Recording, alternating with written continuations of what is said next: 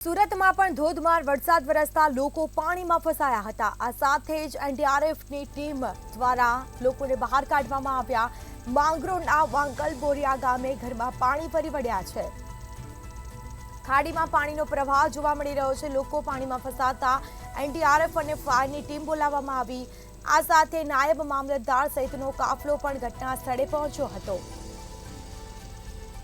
તો સુરત વરસાદને પગલે નદીઓમાં પૂર આવ્યું હોય તેવી પરિસ્થિતિ જોવા મળી છે। નદીઓ ગાંડીતુર બની છે।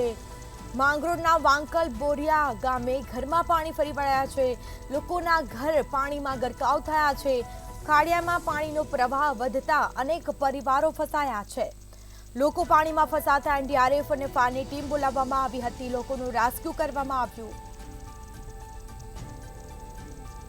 તો નાયબ મામલતદાર સહિતનો કાફલો ઘટના સ્થળ પર પહોંચ્યો હતો। પાણીમાં ફસાયેલા કુલ 15 લોકોનું રેસ્ક્યુ કરવામાં આવ્યું હતું। તો આ સાથે જ લોકોનું રેસ્ક્યુની કામગીરી કરવામાં આવી। સુરતમાં પણ મેઘરાજા ધબધબાટી બોલાવી રહ્યા છે। આ સીધા દ્રશ્યો મંતવ્ય ન્યૂઝની સ્ક્રીન પર આપ જોઈ રહ્યા છો। નદીઓ ગાંડીતુર બની છે। નદીમાં ઘોડાપૂર આવ્યું હોય તેવી પરિસ્થિતિ જોવા મળી રહી છે। નીચાણવાળા તમામ જે ઘરો છે તેઓ પાણીમાં ગરકાવ થયા છે। લોકો પરેશાન થયા છે। લોકોનું સ્થળાંતર કરવામાં આવી રહ્યું છે અને આ સાથે એનડીઆરએફની ટીમ પણ તૈનાત છે।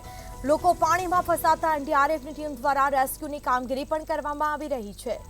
આ સાથે નાયબ મામલતદાર સહિતનો કાફલો પણ ઘટના સ્થળે પહોંચ્યો હતો।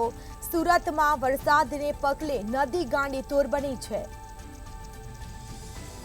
ખાડીમાં પણ પાણીનો પ્રવાહ ધસમસતો જોવા મળી રહ્યો છે। અનેક પરિવારો ફસાયા છે। લોકો પાણીમાં ફસાતા એનડીઆરએફની ટીમ કામે લાગી છે।